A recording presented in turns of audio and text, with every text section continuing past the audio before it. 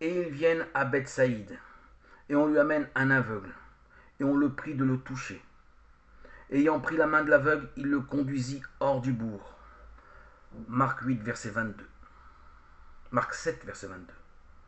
Le miracle n'aura là comme but premier que la tendresse de Dieu en face de l'homme malade et enfermé dans son désespoir.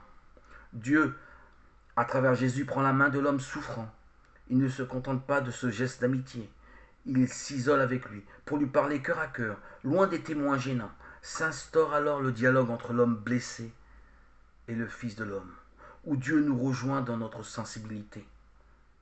Le même dialogue s'instaure d'ailleurs pour nous dans les sacrements entre nous et Jésus. Les sacrements perpétuent ces gestes de tendresse, car nous ne sommes pas des anges.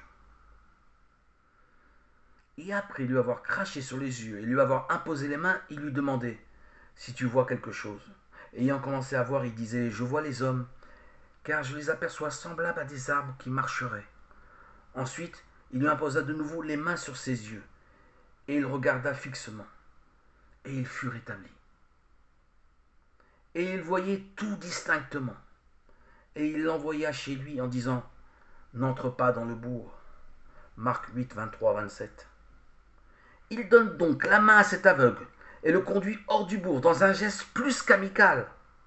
Et par 2 fois, il lui impose les mains sur les yeux, afin que ce contact apporte progressivement la guérison et du cœur et des yeux de cet aveugle. Cette longue caresse amicale témoignait de l'attention apportée à l'homme. Sa puissance n'avait pas besoin de temps et de patience, mais son amitié, oui. Il en est toujours ainsi dans nos vies spirituelles et de l'amitié entre nous et le Seigneur. Pour nous rendre à la lumière, il faut du temps et de la patience.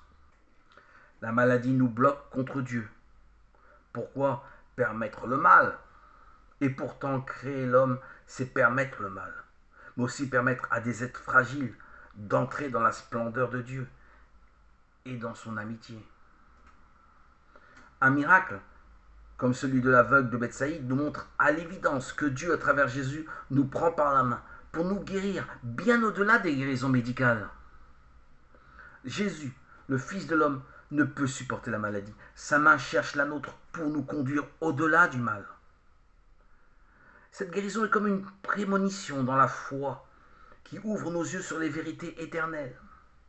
Les mains du Seigneur ont rendu espoir à l'aveugle et nous rendent espoir. Mains merveilleuses qui, tout à l'opposé des formules magiques des charlatans, sont tellement porteuses de la tendresse de Dieu.